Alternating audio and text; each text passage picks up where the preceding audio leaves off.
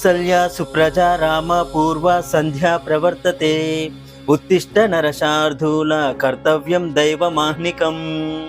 కౌసల్యా సుప్రజా రామ పూర్వ సంధ్యా ప్రవర్తతే ఉత్తిష్ట నరశార్ధూల కర్తవ్యం దైవమాహ్నికం అంటారు.